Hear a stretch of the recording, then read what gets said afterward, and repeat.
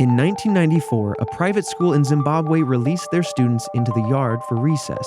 During their playtime, a total of 62 children saw what they believed to be an extraterrestrial presence in the distance. Even to this day, those involved maintain their belief in what they saw. So today, we take a look at the puzzling Ariel School UFO Incident. This is Red Web.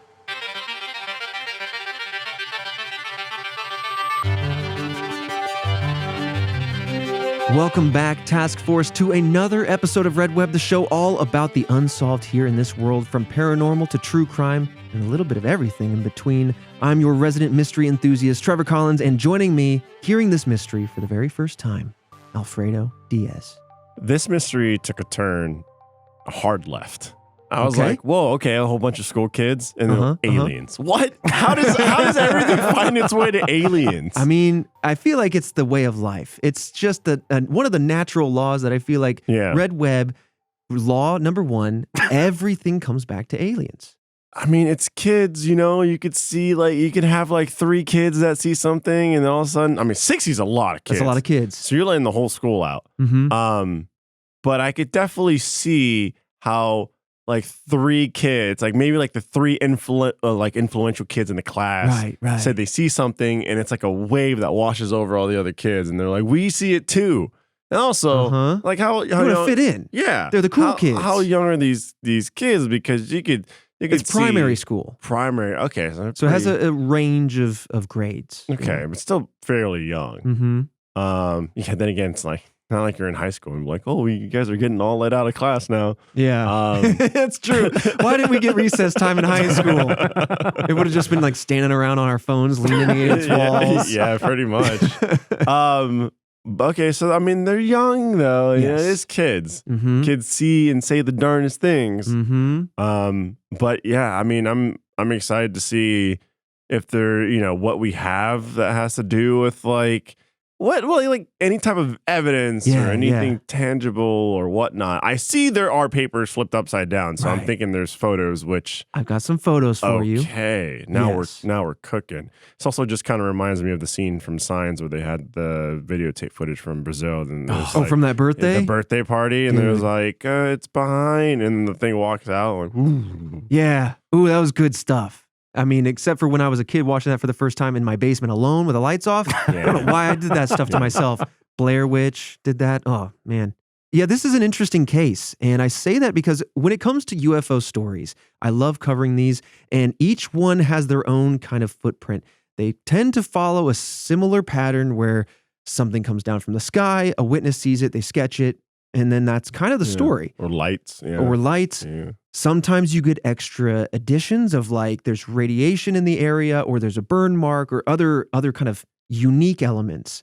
And then when it comes to the theories, Task Force, if you've been around the block with us, you know that it tends to then be, is this a hoax or is this real?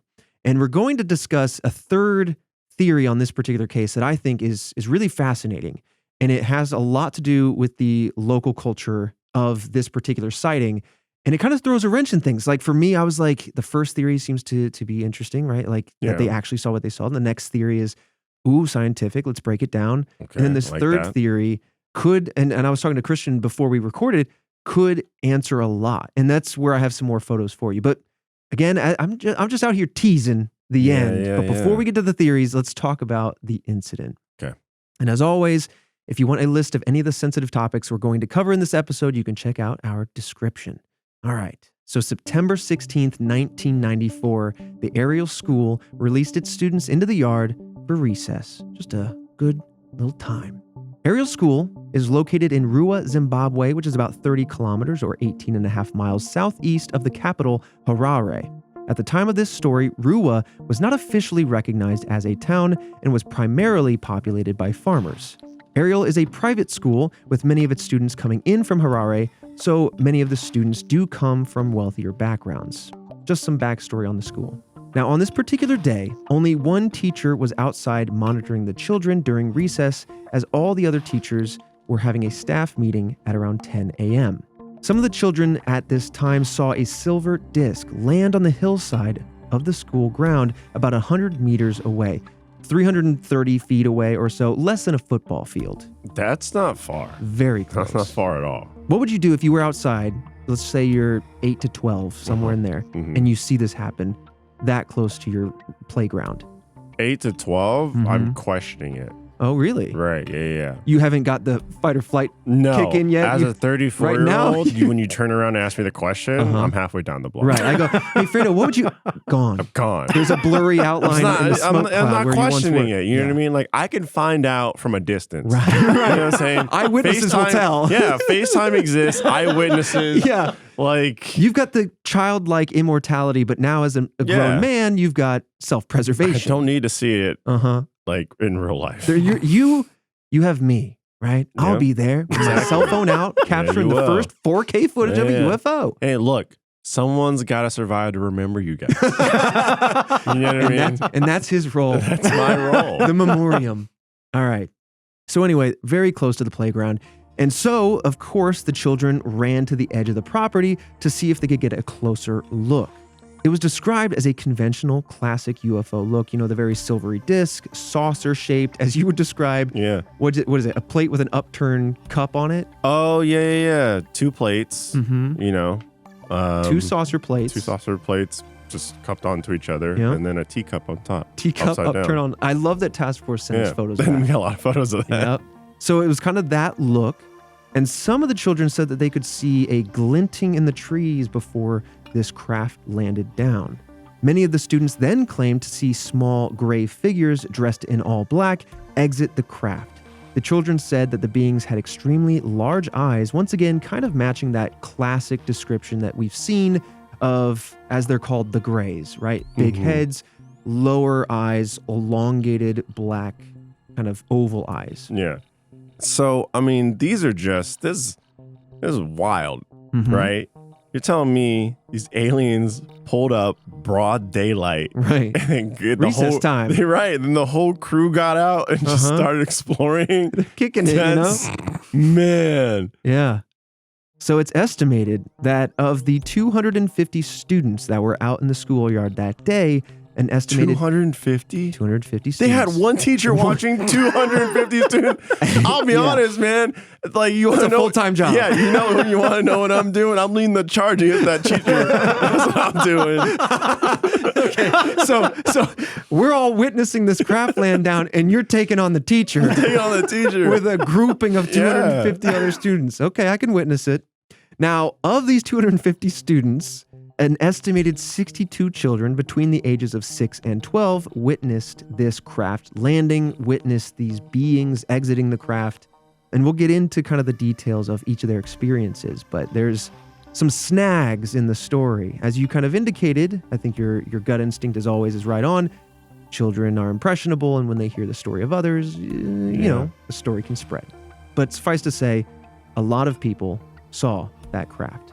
When the students explained what they saw to their teachers, of course they were met with skepticism, but when they went home and continued to talk about these things with their parents then became rightfully worried, some of them extremely upset. They contacted the teachers, and some of them even came to the school the next day to say, hey, what is going on? Are we losing control here? Or I'm just worried that my kids some are scared, some are seeing things. It's, you know, a little problematic. Now, the incident was then reported on ZBC Radio, Zimbabwe Broadcasting Corporation. Soon after the incident, and local UFOologist and representative of MUFON, or MUFON, we've talked about them before, but the Mutual UFO Network, Cynthia Hind, asked the school for more information. So immediately, this is published on the radio, talked about, and then immediately, as always, kind of caught on like a wildfire. Other sources, other news networks, other individuals that were interested in this kind of thing flocked over to kind of, hey, what's going on here? Can we get your stories? Yeah. Let's dig in. So this prompted more of a thorough investigation by Ariel School. BBC was actually involved, and Hind as well. And this was just a few days after the sighting. So memories are still relatively fresh. The sightings, the sketches that people were making.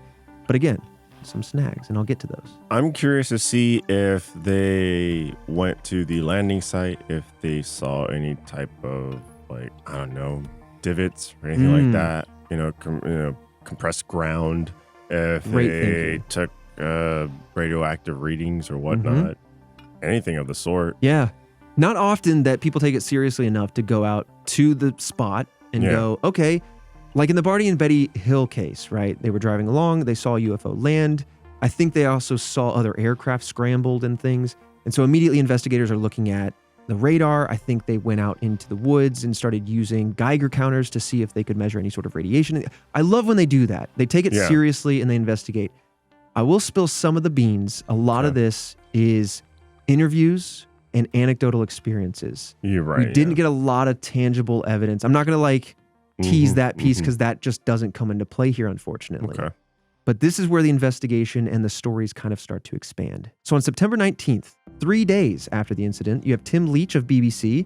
He visits the Ariel School and he interviewed student witnesses. Apparently, the interviews were so intense that Leach has been quoted as saying, quote, "I could handle war zones, but I could not handle this."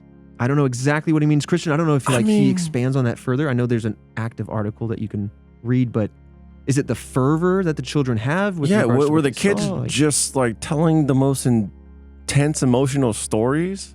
From what we could find, he didn't elaborate on what exactly he meant by that. So I don't want to speculate as to anything beyond that. But looking at just anecdotally speaking for me, having watched some of the interviews, they seem fairly normal. Normal kids, right? From the ones in my I was mind, able to see.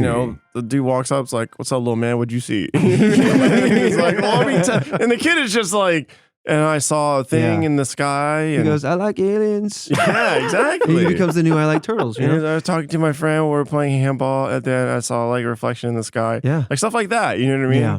That was what I was getting from when I was watching the interviews. Yeah. Granted, I didn't see them all. It's cool that the actual interviews are watchable. Though. Yeah. I just wanted to dig into that because it does sound very alarmist. It does. And I just wanted to kind of acknowledge that. But otherwise, it could just be a journalist being a journalist and trying to get their clicks and trying to be like, this was really intense. It's hard to say. But coming back to Hind, she asked the students to draw what they saw on the 20th. So just a few days later. And I have a few of those sketches. These are also in the BBC article entitled "The School Kids Who Said They Saw Aliens." So a couple of these sketches have been floating around, but you can kind of get an idea of the trees they saw, the shape of the aircraft, as well as the aliens themselves.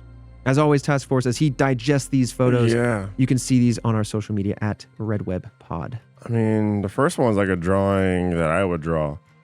Stick figures of a bunch of kids, and then the trees. And then, an alien, for sure. You've got some text, I guess, off to the side. Drew some clouds.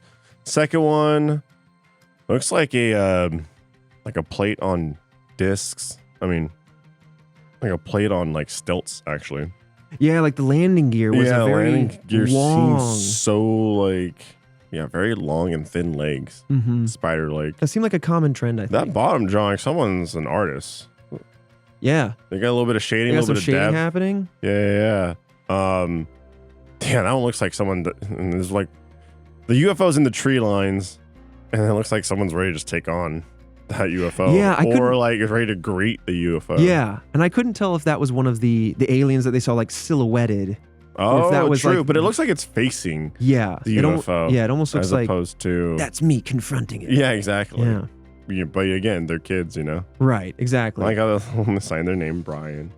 Like when I would draw Spider-Man, I would make sure, Jupiter was in play. That's where my mind was at. I'm thinking, sometimes he's swinging off buildings, but why is he not clattering into the windows? He must be shooting straight up. And what's straight up? You got space. He's swinging off planets and stuff. I don't think I don't think Spider-Man has the technology. I don't think he has the technology. Not enough web in the world. But what I'm saying is, sometimes you start with I'm going to draw this, but by the time the drawing is done, you expand. These 6-year-olds, 7-year-olds have filled in a lot of gaps that their minds just kind of wandered to. I mean, I'm just thinking about the number of times I've played party games like Jackbox and Drawful, right? I'll have a minute to draw. I draw this childlike photo. And then I go, I still got 30 seconds. And then I start adding stuff. You know what I mean? You got bored. And then all of a sudden, it's like multiple scenes happening. Yeah. Because you just keep elaborating because why not? Yeah. You already have your canvas. I also want to add, just for the fun of the lore, I drew an anatomically correct Spider-Man who was swinging by his butt. So his butt was stuck out his suit. And I got in trouble. I'm like, that's what spiders do. Comes out the butt, not their little hands. This man is just a logical thinker. I'm a philosopher, drawing spider butts. Punished for it. So misunderstood. They're holding me back. But let's get back to the real drawings at hand, okay? But as was seen, and as you kind of saw, I don't have all their photos, but most of the students drew something eerily similar to each other. Even if they weren't drawing them in the same room or in the same vicinity, they came up with very similar looks. Oh, well, that's interesting. Mm-hmm. I mean, that in itself, these two saucers look different. Yeah. One's a little rounder with a dome on top with some round windows like a submarine. But I will say, if I was in that situation and there's a ton of kids drawing the same thing, I'm questioning it. Right. I'm sick for a week. Right. Let me. You're going home and pinning these on your cork board. Find out what the hell's going on here. Right. I think they are slightly different, but only if you look really detailed, because what really stands out to me is none of these are like a triangle. None of these are like an airplane. None of these have all their engines at the back. Like, they're all broadly similar shapes. And I think that stands out, because then you can kind of like soften the artistic ability of various children and find a similar trend. At different ages. Now, one of the kids, Guy G, told Hind that he, quote, could see the little man, about a meter tall, was dressed in a black, shiny suit, that he had long black hair, and his eyes, which seemed lower on the cheek than ours, were large and elongated. That's the first time I ever heard about like aliens having hair, really. Yeah. Like when do you ever hear like, the alien walked out and it was like a Pantene Pro V commercial. Right. It was luscious and long. And they were what I mean? Aliens with hair? Free. That's questionably more gross though. Honestly, a little bit. And for some reason, I don't know why. Like gray skin, like it just seems grosser to me that it has hair. Right. Ugh. Oh yeah. Pantene commercial though. I like the shiny. It's got the what is that?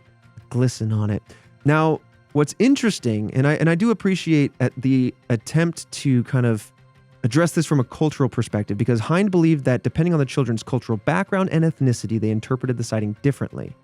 Now, it is worth noting that this school had a large, as she says, quote, cross-section of Zimbabweans. There were Black African children from several tribes. There were Asian children whose grandparents were from India. And there were white children, mostly Zimbabwean born, but whose parents were either from South Africa or Britain. And of course, within that, there were various mixed races. And so from that, what she's trying to do, and I'm trying to remove her biases from the picture to be totally transparent, but I think what she's trying to do is say, everyone has different belief systems and different cultural backgrounds. And how does that impact their experience with what they saw that day? Or is there a unified kind of experience despite that? And I think that that's an interesting kind of attempted angle. Also, just like the religions that could come into play too, right? 100%. Absolutely. Like, it's something from heaven, or it's something from this god, or etc. Right. For example, some of the Black African students believed the beings that they saw were called Tokolosh, or other folklore creatures from the area. Tokolosh are evil beings, typically depicted like goblins, and come from South African mythology, and they are said to be summoned to wreak havoc on others, but are said to scare children.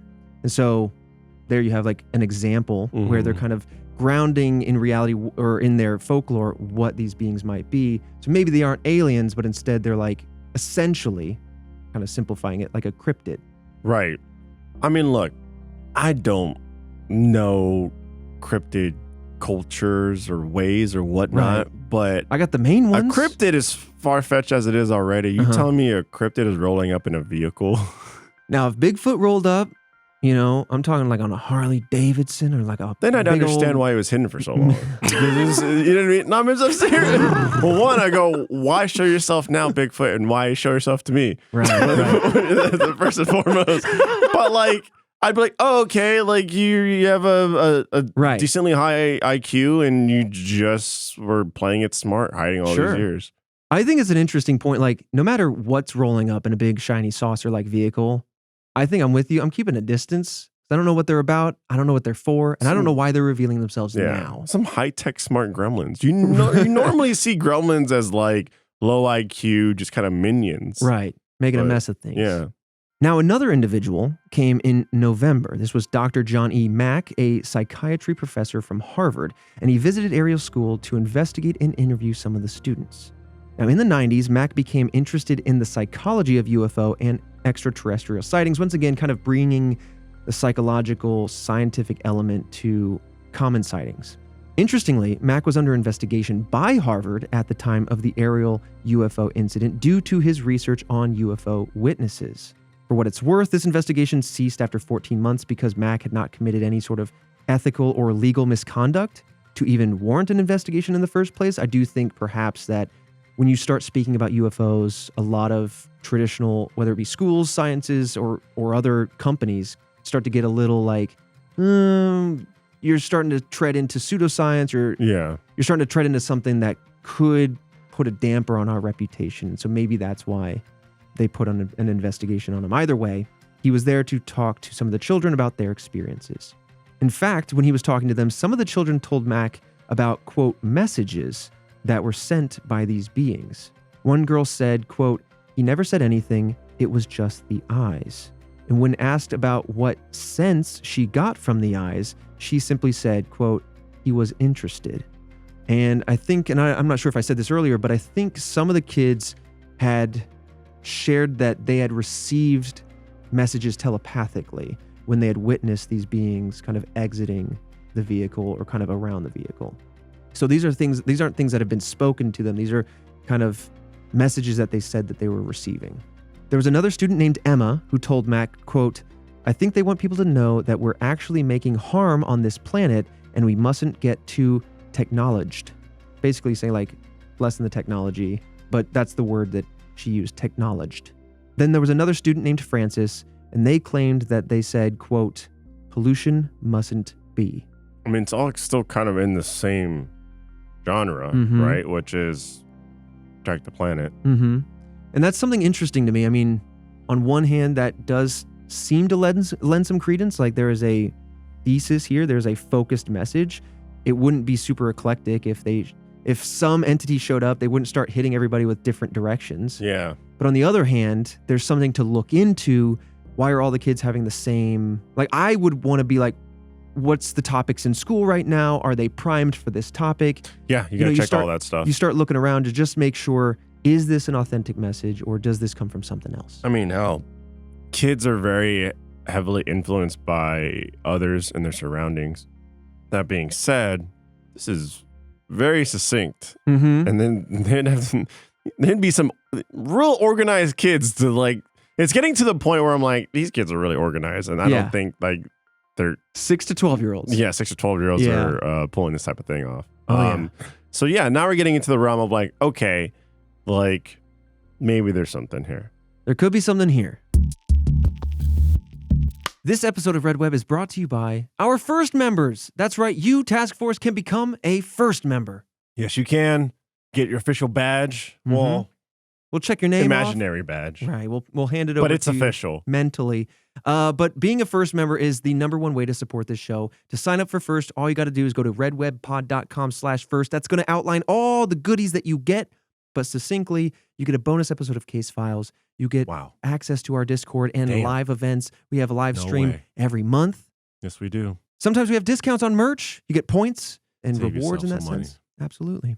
And again, it is kind of our Patreon model. You also get this content ad-free. So you won't even hear me say this again, except for all the thank yous that you're going to get with those bonus goodies. Thank you. Yeah, just a few, just to give you a preview of what that could look like. But seriously, First is the #1 way to support this show. Thank you all so much in advance. If you want to become a First member, it would mean the world to us. This episode of Red Web is sponsored by Henson Shaving. Henson Shaving is not your typical razor company, boys. I know you're growing your beards in various thicknesses. We all need to shave, though. By the way, Henson Shaving is an aerospace parts manufacturer. They got an impressive resume to their name. And they're also bringing precision engineering to your daily shave.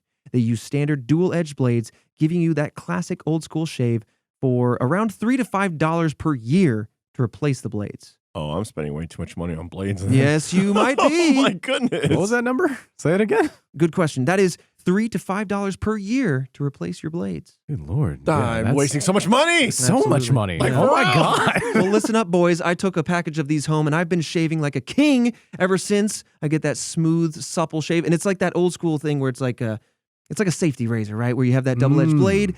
It's not like one of those other plasticky ones that gives you all those ingrown hairs and, you're fighting to get that close shave. It's good stuff. Oh, man. I'm not on my shave game. And I'll tell you, my girlfriend's been kissing these baby skin smooth cheeks and not a single ingrown hair, which I have problems with. So thank you, Henson, for that. Now it's time to say no to those subscriptions and yes to that razor that's going to last you a lifetime. Visit hensonshaving.com/redweb to pick up that razor for you and use code REDWEB to let them know that we sent you. And you're going to get 2 years worth of blades for free with your razor. Just make sure that you add them to your cart.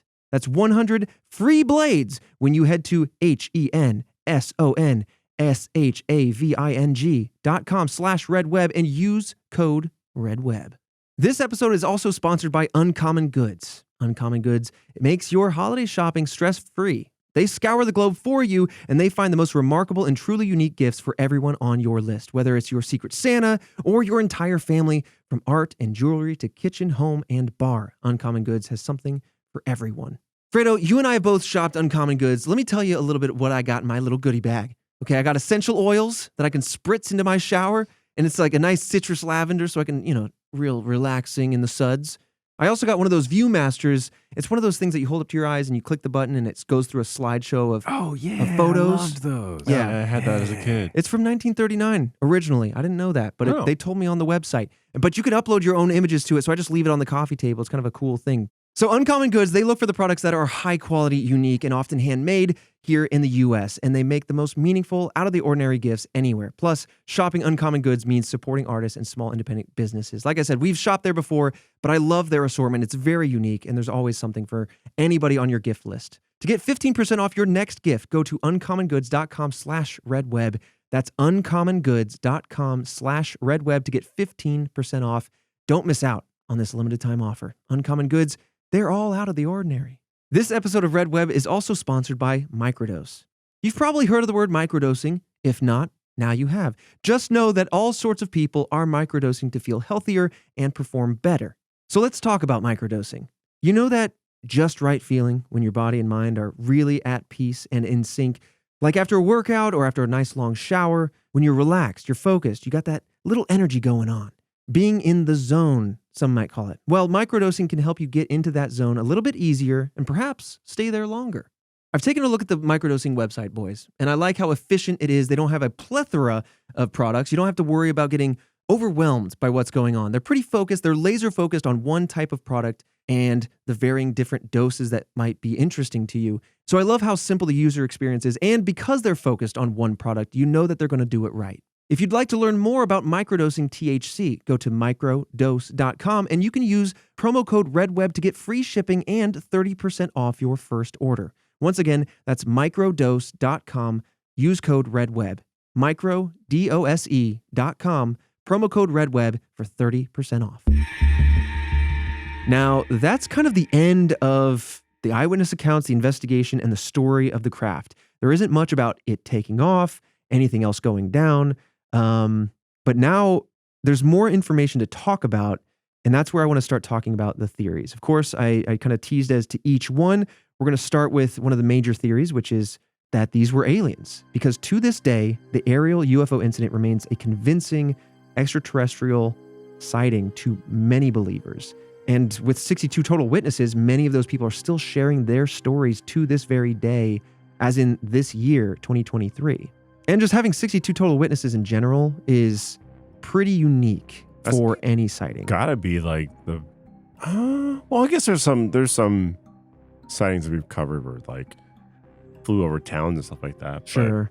But, I mean, that's gotta be the largest gathering of people. Yeah, it's definitely one of the larger ones. I mean, the other ones I think of are like Roswell or the Fight for LA or whatever that's called, where they started firing on the sky at night because a lot of people thought they saw something. But how terrifying would that be if you just like walked outside the parking lot and you saw like 15 jets scrambling across the sky? Dude, terrifying for any reason. I mean, sometimes they fly over a football game and I go, hold on, what's going on? Yeah. But to see that many jets scrambling, because it could be anything, right? It could be an attack on U.S. soil. It could be sci-fi. I start to go, well, it's the military. They got to know more than me. And if they're scrambling, flying around. I'm not driving that way, I'll tell you that. Right. I'm driving the opposite way. Right. I'm going northbound if they're southbound or whatever. So Hind again, a lot of the people that investigate these kind of cases do have their biases, whether they're believers themselves and want to kind of prove that, or whether they're more skeptic, or whether they're more scientifically driven. That's something I kind of want to recognize before we really dive into some of these theories. But with that said, Hind believes that their experience was legitimate and claimed that due to their rural location, they likely would not have had access to movie theaters and alien media. However, many of the students were in fact from wealthy families, as Ariel was a private school and probably did have televisions. You don't need just movie theaters. No, not at all. It's also that a lot of the students commuted from Harare, which is the largest city in Zimbabwe. One can't simply assume that just because this school is in a rural area that they don't have access to some types of media. I mean, there's radio, comics, television, even physical copies of movies can readily make themselves available to a lot of these students.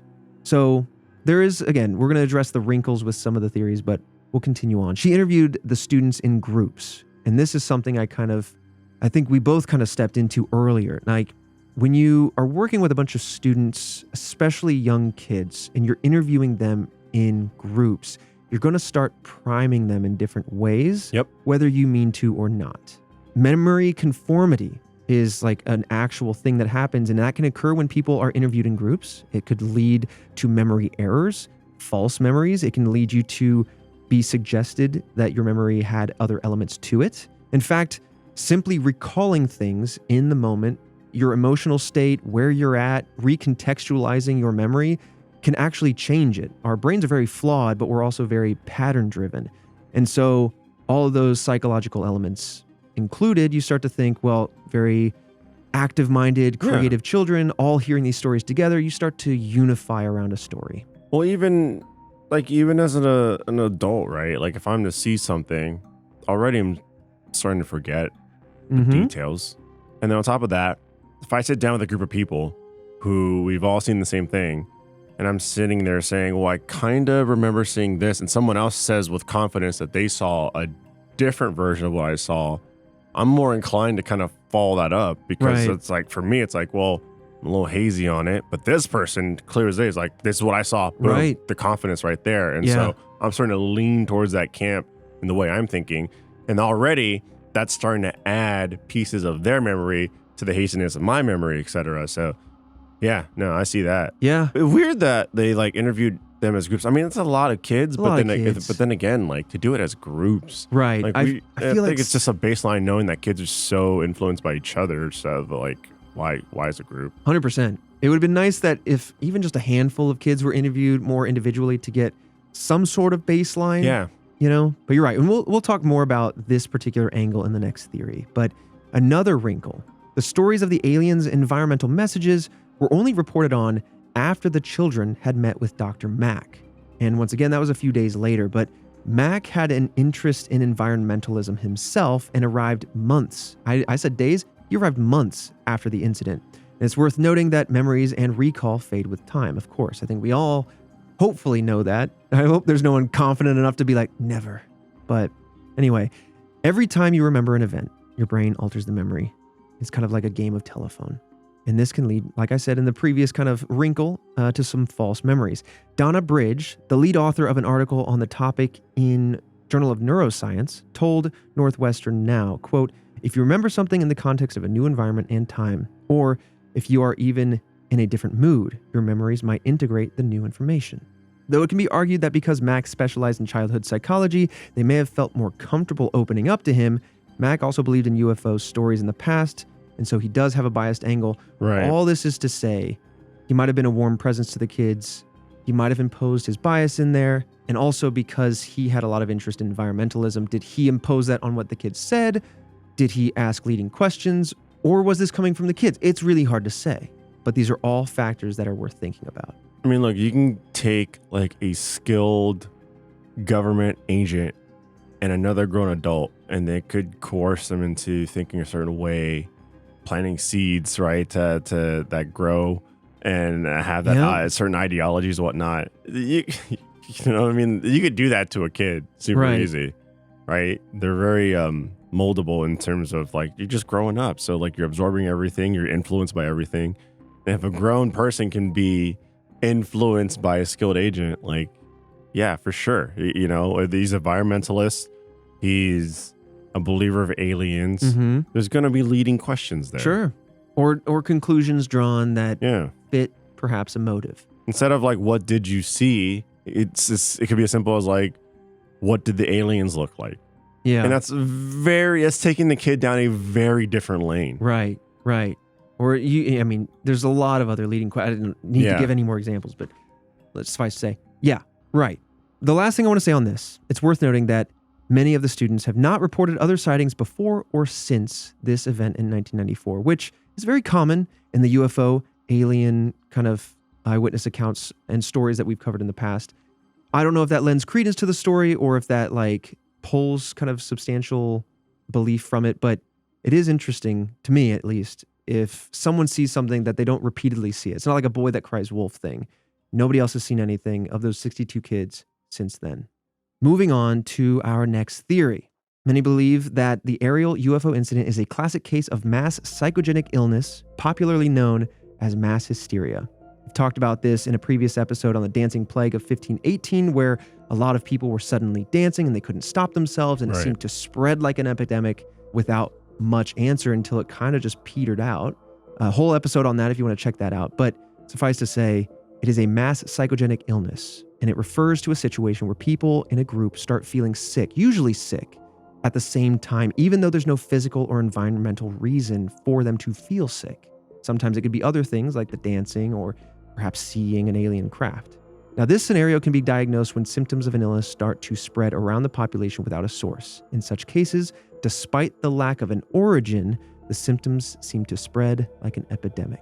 In fact, I think in the case of the dancing plague of 1518, that's more of a psychogenic illness, and it seems that a common thread for these and their origin is either having pre-existing superstitious populations or having a population that is in a time of high shared stress. In the case of Ariel, the source of stress is unknown. However, as mentioned previously, some of the population of Rua does have superstitious beliefs. And this could have been a situation that kind of like started to fold onto itself as kids believed other kids, and it kind of spread. I think your take on how kids are impressionable, especially if they have other friends that they trust, it can easily spread. Yeah.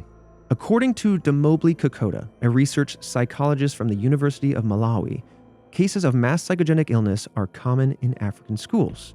They say, quote, "The psychosocial environment plays a crucial role in the occurrence of mass hysteria in developing countries," end quote. So in his mind, this may explain why the students still believe what they saw as being extraterrestrial beings that day, despite perhaps having more understandable explanation underneath. As pointed out by Brian Dunning of Skeptoid just 2 days before the Ariel sighting, now this is really interesting, there was an influx of UFO sightings already reported in Zimbabwe, but there's a perfectly rational explanation for that. Okay, do tell. Yeah, so around 9 p.m. on September 14th, the Zenit 2 rocket re-entered the atmosphere. It caused a fire across the sky as it broke up into pieces. ZBC Radio reported that there were countless UFO reports that night, so extraterrestrials and UFO crafts could have kind of been on people's minds leading into this incident. Yeah, a primer. Exactly. These kids might have been primed because it hit like their national radio. Yeah. But again, it had a very reasonable explanation. A rocket coming into the atmosphere, it broke up. People saw that, extrapolated conclusions, and then that spread through the populace. Others believe that what the children at Ariel School saw was the result of a prank. Some former students have claimed that they started it, and the fear experienced by students might have been so strong as a result of this prank that it resulted in people believing that this was a UFO sighting, that it was substantial, and then it spread. The fear kind of took hold and made it more real. I mean, but to that, it's like, okay, you're telling me that you started this. This was a prank. Cool. Where's the materials that you use to create this prank? Right? Yeah. Where's the wig? Where's the I don't know, the cardboard wrapped in foil? Like, where's all that? What's interesting about this is that it starts to open the door to the final theory that I want to talk about, that we're going to talk about in just a moment. But it starts to give a more grounded, human-based answer. It moves away from the psychology. It moves away from extraterrestrials. And it starts to go, no, something a little bit more practical could be happening, whether it be a prank or something else. And I'm very excited, like I said, to get to that. answer to get your take on it. But either way, as we kind of conclude this particular theory, a lot of people still genuinely believe what they saw that day. And the main wrinkle in it being an actual event is that the teacher that was out that day didn't see anything. And while 62 students did, you have almost 200 other students that were outside with them that didn't see anything that day.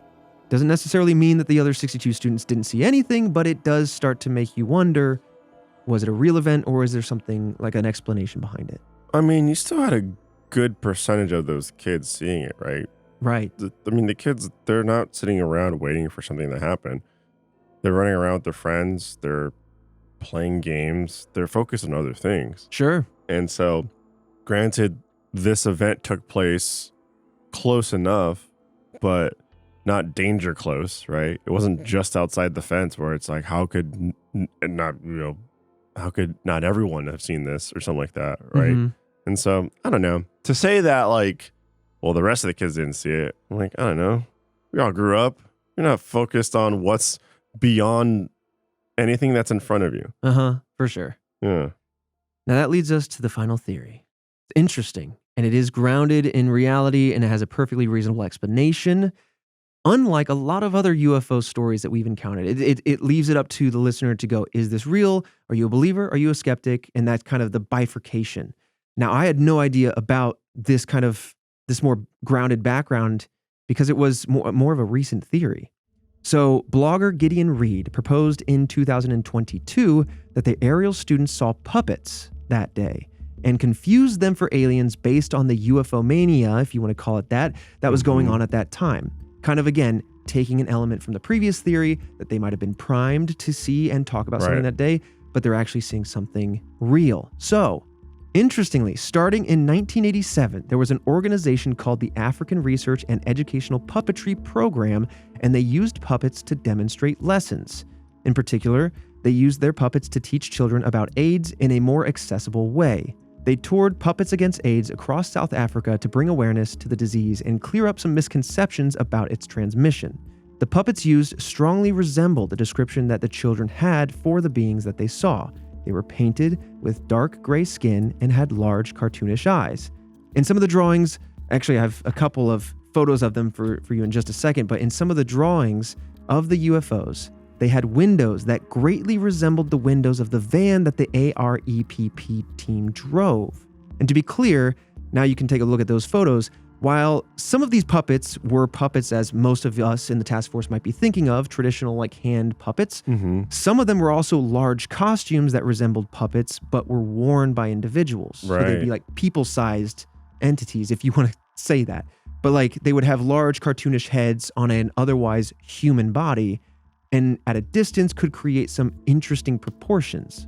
And so, basically, succinctly, is to say that this van pulled up not too far away from the school. The people in these costumes with their puppets got out, and because these kids were primed to see a UFO, or it was already in the kind of the zeitgeist, they saw this and thought that it was a UFO with aliens coming out. Well, why were they parked outside? Could have been a planned demonstration, though, Christian, I would imagine the school would have had something planned. Yeah, that's the wrinkle. We couldn't find anything about a confirmed appearance that they were having at the school or some type of demonstration. That's where it gets a little murky. Got it. I feel like they would have just came, if this was a demonstration, they would have came forward and been like, hey, oh, sorry, that was us. But it had anything to do with the school would have came forward, especially because they were getting backlash from the parents. Right. That's an easy way to squash that concern. Yeah, that's true. So I think for me, it's just like, what the hell if that van was there and those puppets were there, the heck were they doing there? Yeah.